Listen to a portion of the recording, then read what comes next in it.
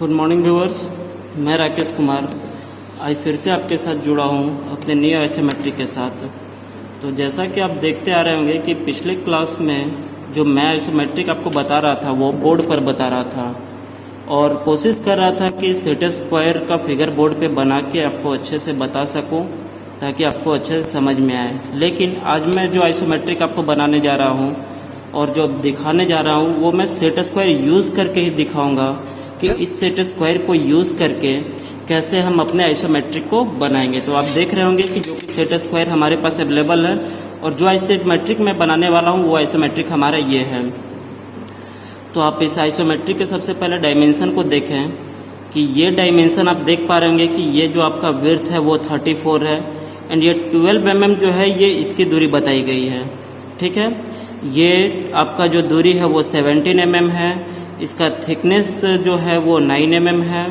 Total length जो दिखाया गया है वो लेंथ आपका क्या है 47 mm, 33 mm इसका टोटल हाइट दिखाया जा रहा है। ठीक है, ये इसका डायमेंशन दिया हुआ है 8 mm, इसका जो थिकनेस दिया हुआ है वो है 14 mm एंड ये जो आपका दूरी दिख रहा है ये 12 mm है।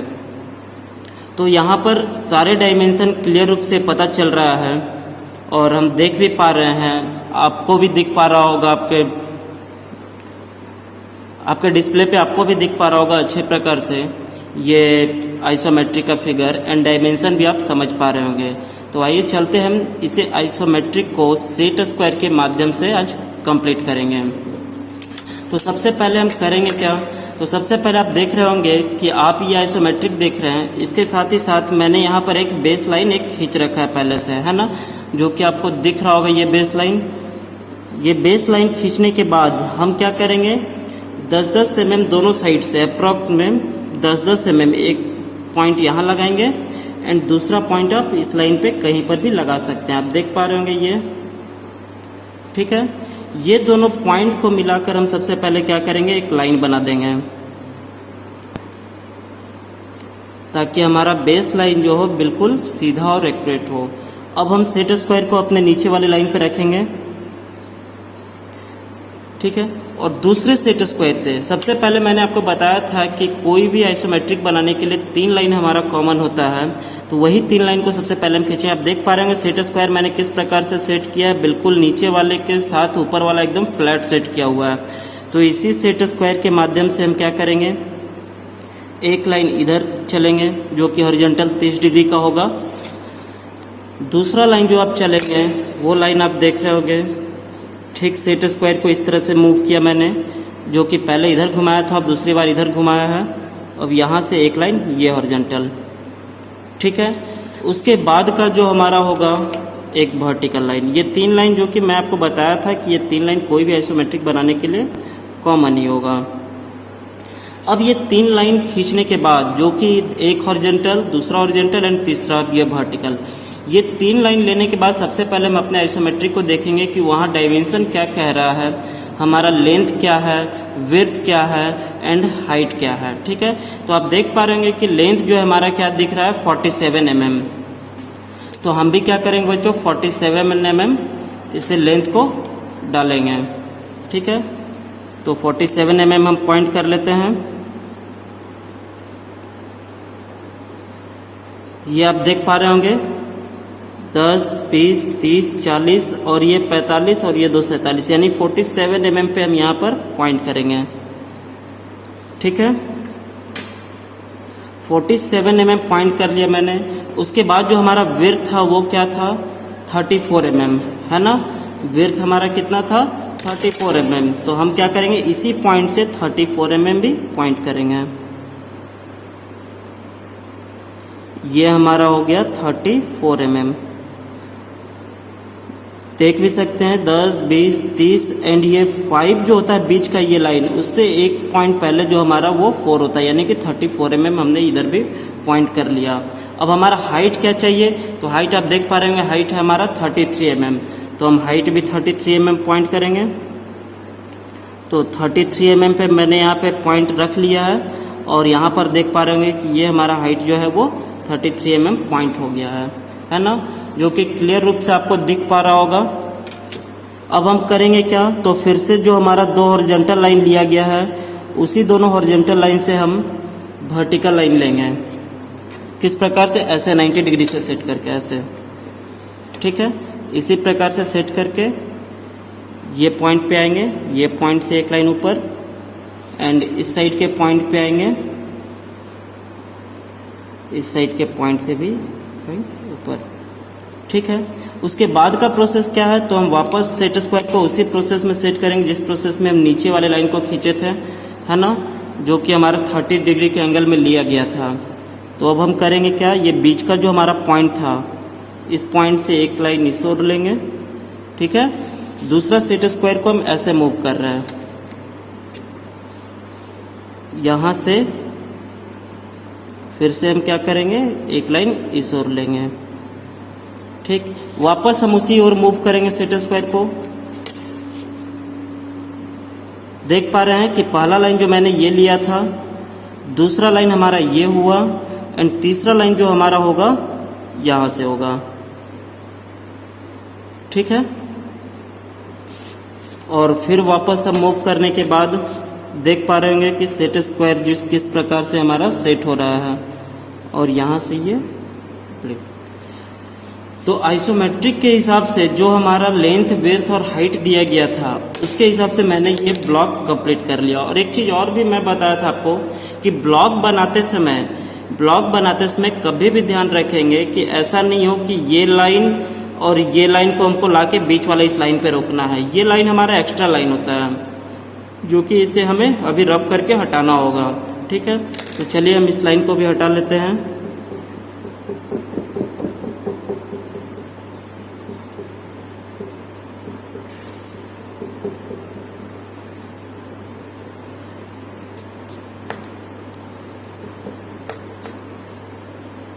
तो आप देख पा रहे हैं कि मैंने जो भी एक्स्ट्रा लाइन था उसे रब करके हटा दिया है। अब हमें करना क्या है? तो ये पॉइंट जो है हमारा आइसोमेट्रिक का, वो हमारा ये पॉइंट होगा। तो इस पॉइंट से हमारा डायमेंशन क्या दिखाया गया है? 9 mm, है ना। तो हम भी क्या करेंगे? इसी पॉइंट से 9 mm पॉइंट करेंगे, 9 mm, ठीक है। 9 mm जब हम पॉइंट किए तो 9 mm पॉइंट करने के बाद हमारा इस ओर का दूरी क्या है? 12 mm, एंड इस साइड का क्या है? 17 mm। देख पा रहे हैं आप कि यहाँ से यहाँ तक का जो दूरी दिया गया है वो 12 mm है, एंड ये पॉइंट से ये पॉइंट तक का जो दूरी दिया गया है वो 17 mm है। तो हम भी उस लाइन को लेंगे सबसे पहले दोनों साइड। तो वो लाइन लेने के लिए सेट स्क्वायर सेट कैसे होगा? तो जिस प्रकार मैंने ये लाइन लेने के लिए सेट किया था और ये लाइन, ठीक उसी प्रकार से हम करेंगे। तो चलिए हम करते हैं सेट उसे। तो सबसे पहले हम अपने नीचे वाले लाइन पे इसे अच्छे से बैठा लेंगे। उसके बाद हम क्या करेंगे? सेट स्क्वायर को इस प्रकार से सेट करेंगे, और यहाँ से जो हमारा पॉइंट 9 mm का लिया गया है वहाँ से एक हल्की रेखा खींचेंगे जो कि हमारा लगभग 12 mm का हो, और उसके बाद जो हमारा इस ओर जो रेखा खींचा होगा, आप देख पा रहे हैं कि ये सेट स्क्वायर बिल्कुल एक दूसरे से फ्लैट सेट किया हुआ है। ठीक उसी प्रकार आपको भी सेट करना है, और यहाँ से जो एक लाइन लेंगे वो हमारा लगभग 17 mm का होना चाहिए। अब हम करेंगे क्या? तो उसे हम एक्यूरेट कर लेते हैं पहले कि हमारा दूरी 17 mm चाहिए। तो हम इसे 17 mm पॉइंट कर लेंगे, ठीक है। इस साइड का जो दूरी था हमारा क्या था? 12 mm, तो हम इसे 12 mm भी पॉइंट कर लेंगे।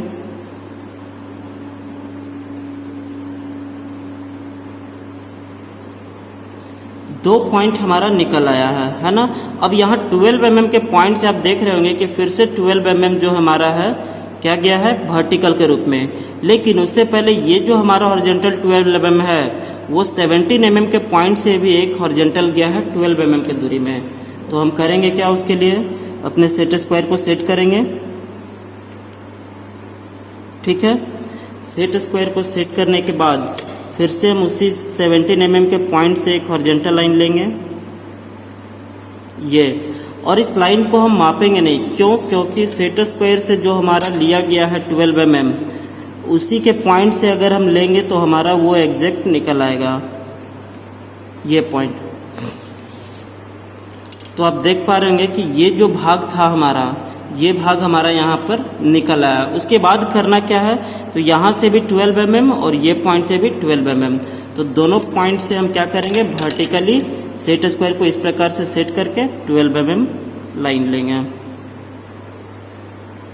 तो यहाँ से भी एक लाइन हमने लिया और एक लाइन हम यहाँ से भी लेंगे।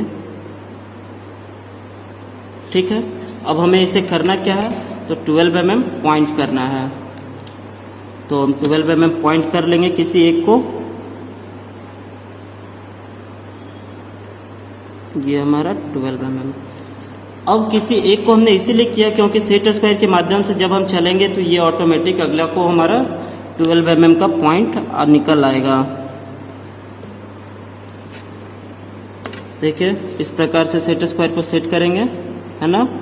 और इसी 12 mm के पॉइंट से जब हम चलेंगे तो ये हमारा 12 mm की दूरी से निकल आएगा। ठीक है, अब इसके बाद क्या है, तो ये दूरी आपको देखना है। ठीक है, तो ये दूरी निकालने के लिए आपको यहाँ पर तो मेंशन नहीं किया गया है, लेकिन आप देख रहे होंगे कि ये 12 है और ये 12 है। ठीक है, तो यहाँ का दूरी हमारा निकालने के लिए क्या बचेगा, यानी कि ये 12 mm और ये 12 mm और टोटल हमारा 34 mm है। तो यहाँ का दूरी हमारा 10 mm आएगा। क्यों, क्योंकि 12 mm एंड 12 mm क्या हो रहा है हमारा 24 mm, और 24 mm plus 10 mm equal to 34 mm। तो यहाँ का दूरी आपको पता चला कि ये दूरी हमारा क्या है 10 mm। तो हम भी क्या करेंगे, इसी पॉइंट से एक लाइन चलेंगे, इस पॉइंट से भी लाइन चलेंगे। ठीक है, और उस लाइन को हम 10 mm पॉइंट कर लेंगे। ठीक है, तो उस लाइन को आइए हम 10 mm पॉइंट करते हैं। यहाँ से ये 10 mm जब हमने पॉइंट कर लिया तो उसके बाद का क्या काम किया हुआ, ये दोनों लाइन को टच करवा दिया गया है। हम भी वही काम करेंगे। देख पा रहे होंगे कि सेट स्क्वायर कैसे मैंने सेट कर रहा है। ये जो सेट स्क्वायर सेट किया हुआ है इस प्रकार से। ठीक है, नीचे वाले के साथ ये बिल्कुल फ्लैट सेट होना चाहिए और जिधर से जो हमारा लाइन चाहिए उस ओर हम इसे सेट कर लेंगे। अब जो हमारा पॉइंट आया, ये पॉइंट हमारा ये हाइट में टोटल में जाके टच किया हुआ है, यानी कि ये पॉइंट से जो भी हमारा लाइन जाएगा वो हमारे ब्लॉक वाले लाइन को टच करेगा ये। ठीक है, तो इससे अब हमारे यहाँ पर आप देख पा रहे होंगे कि ये हमारा 12 mm का दूरी जो बचेगा ये हमारा बिल्कुल 12 mm ही होगा। अब इस पॉइंट से हमें एक हॉरिजॉन्टली आगे बढ़ना है, जो कि सेट स्क्वायर को इस प्रकार से सेट करेंगे और इस पॉइंट से एक लाइन आगे की ओर चलेंगे। ठीक है, यहाँ से जो मैंने लाइन चला, ये लाइन हमारा कहाँ तक होगा, तो आप देखेंगे आइसोमेट्रिक में कि ये जो इस साइड से दूरी हमारा कितना 14 mm, यानी 14 mm हमारा छोड़ दिया गया है। तो 14 mm हम भी इधर से पॉइंट कर लेंगे।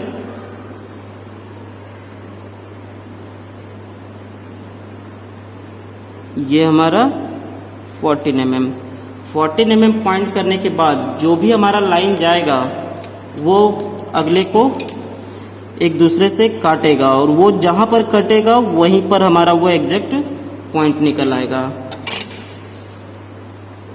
देखिए ये जो 14 mm का पॉइंट था, यहाँ से मैं जो लाइन लेके आया, यहाँ पर देख रहे होंगे कि एक दूसरे को क्रॉस कर रहा है ये लाइन।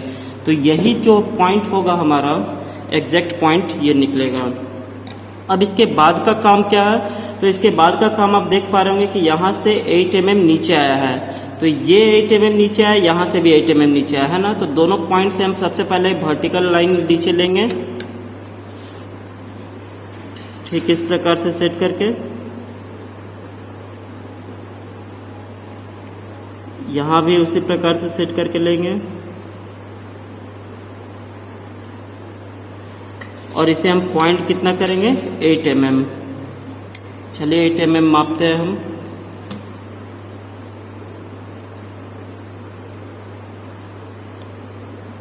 ये हमारा 8 mm। ठीक है, 8 mm मापने के बाद वापस हम अपने सेट स्क्वायर को उसी जगह पर लेके आएंगे नीचे बेस लाइन पे और इस सेट स्क्वायर को सेट करेंगे। इस प्रकार से, और यहाँ से एक लाइन इस लाइन तक। ठीक है, ये लाइन तो हमने लाया है ना। अब इसके बाद क्या करना है, तो इसके बाद फिर से एक लाइन लेके आएंगे इस ओर, जो कि आप देख पा रहे होंगे। मैं आपको दिखा रहा हूँ पहले कि ये जो लाइन हमारा आ रहा है उसी लाइन को हम लेंगे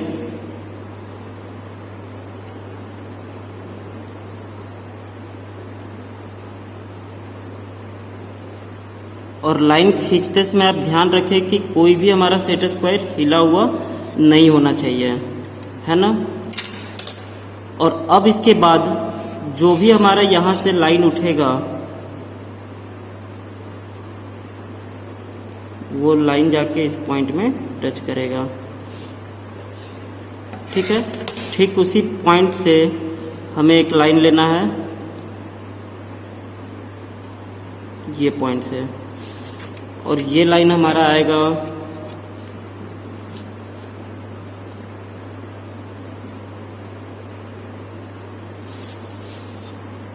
ठीक है। तो अब हमें क्या करना है कि जो भी हमारा लाइन लिया गया है, ये पॉइंट जो हमने लाया कि यहाँ से एक लाइन खड़ा किया था मैं, वो लाइन हमारा ये है ना। और उस लाइन के बाद जो ये हमारा लाइन आया है वो लाइन को मैंने ये बनाया, और यहाँ से जो नीचे हमारा ये लाइन लिया गया है वो 9 mm के लाइन से, यानी कि 9 mm थिकनेस का जो हमारा 17 mm का दूरी था उस दूरी में जाकर टच किया गया है। तो आप भी देख पा रहे होंगे कि ये बिल्कुल जाकर उस पॉइंट पे टच कर रहा है। ठीक है, तो यहाँ पर तो आपको थोड़ा बहुत एक्स्ट्रा लाइन के कारण आपको क्लियर नहीं पता चल रहा होगा, लेकिन जब मैं इसमें एक्स्ट्रा लाइन हटाकर इसे फ्रेश करूँगा, डार्क करूँगा, आपका ऑब्जेक्ट लाइन से इसे मैं इंडिकेट करूँगा तो आपको क्लियर दिखाई देगा। तो चलिए, हमारा जो ये ड्राइंग आइसोमेट्रिक बनकर कंप्लीट हो चुका है। अब मैं इसे एक्स्ट्रा लाइन हटा रहा हूँ। ठीक है, हाँ तो बच्चों आप देख पा रहे होंगे कि मैं जो भी हमारा एक्स्ट्रा लाइन था इसमें, उस एक्स्ट्रा लाइन को मैंने हटाकर इसे ऑब्जेक्ट लाइन से फ्रेश किया है। और आप देख पा रहे होंगे कि ठीक ये आइसोमेट्रिक के अनुसार ये आइसोमेट्रिक ड्रॉ किया गया है सेट स्क्वायर के माध्यम से। और साथ ही साथ ये भी देखेंगे कि इसका लेंथ, विड्थ एंड हाइट के अनुसार जो ब्लॉक बनाया गया है, हमारा कोई भी लाइन उस ब्लॉक से बाहर नहीं गया है ना। और साथ ही साथ आपको सेट स्क्वायर से मैंने सेट करके भी दिखाया कि कैसे इस आइसोमेट्रिक को सेट स्क्वायर के माध्यम से बनाया जाता है, जो कि डायमेंशन के अनुसार आप जो डायमेंशन जिधर जितना दिया हुआ है, हमें मात्र 3 स्टेप चलना है, एक वर्टिकली और 2 हॉरिजेंटली, यानी कि 2 हमें सेट स्क्वायर इस प्रकार से सेट करना है। देख पा रहे होंगे ऐसे, इस प्रकार से एक साइड से, दूसरे साइड से जब हम इसे मूव करेंगे तो ठीक इस प्रकार से मूव करेंगे, है ना। और जो एक तीसरा जो हमारा होगा वो ये 90 डिग्री के अनुसार सेट करना होगा।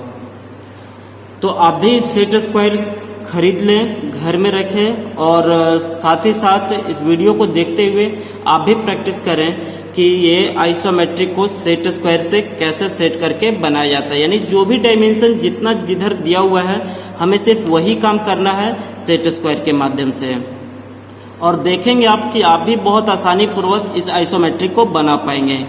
क्योंकि आइसोमेट्रिक को भी बनाना इसलिए जरूरी है क्योंकि जब तक हम आइसोमेट्रिक को बनाकर नहीं समझेंगे तब तक हम कोई भी ऑर्थोग्राफी को अच्छे से नहीं समझ पाएंगे। तो इसीलिए आपको आइसोमेट्रिक भी बनाना जरूरी है और समझना जरूरी है। तो आप देख पा रहे हैं कि मैंने भी वही काम किया कि जो डायमेंशन जितना दिया हुआ था उसी डायमेंशन के आधार पर मैंने ये आइसोमेट्रिक बनाया। अब मैं कुछ आपको डायमेंशन लाइन देने के लिए बता देता हूँ कि डायमेंशन अगर देना हो तो आप इस पे भी देख रहे होंगे कि जिस प्रोसेस से डायमेंशन दिया हुआ है ठीक उसी प्रोसेस से हम देंगे।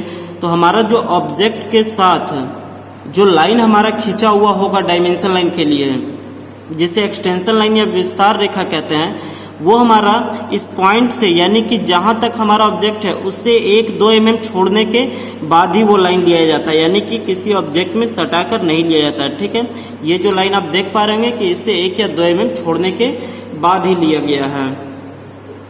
और उसी तरह से आप भी लेंगे। ठीक यहाँ पर देखेंगे कि इसे भी हम 1-2 mm छोड़ने के बाद लेंगे। और इसके बाद जो हमारा डायमेंशन लाइन का गैप होता है, यानी कि ऑब्जेक्ट से ये डायमेंशन लाइन जो हम खींच रहे हैं, इस डायमेंशन लाइन का जो गैप होगा वो अप्रॉक्स 10 mm यानी कि लगभग 10 mm होना चाहिए। और उसी के साथ आप यहाँ पर एरो बनाएंगे, ठीक है, ये एरो आप डालेंगे और जो आपका डायमेंशन दिया हुआ होगा वो डायमेंशन को आप लिखेंगे 47, ठीक है। इस साइड के लिए भी फिर से आप वही काम करेंगे। वर्टिकली अगर आपको डायमेंशन देना है तो आप वर्टिकली का जो ये दूरी है वहाँ से आप एक एक्सटेंशन लाइन लेंगे और उसे आप सेट स्क्वायर के माध्यम से एक लाइन खींचेंगे जो कि डायमेंशन लाइन होगा और इसमें भी आप एरो बनाएंगे और यहाँ का जो दूरी है वो दूरी मेंशन करेंगे क्या 34, यानी कि ये एक्सटेंशन लाइन से अब आपका एग्जैक्ट दूरी को निकाला जा सकता है। यानी कि आप इस पॉइंट को ना माप कर अगर इस लाइन के पॉइंट को मापेंगे तो भी हमारा वही दूरी होगा जो हमारा ये ऑब्जेक्ट का होगा। तो आप समझ पा रहे होंगे कि कैसे मैं डायमेंशन दे रहा हूँ। तो आप इस आइसोमेट्रिक को देखते हुए खुद से आप सेट स्क्वायर से इस आइसोमेट्रिक को ड्रॉ भी करें और साथ ही साथ डायमेंशन भी देखकर पुट करें।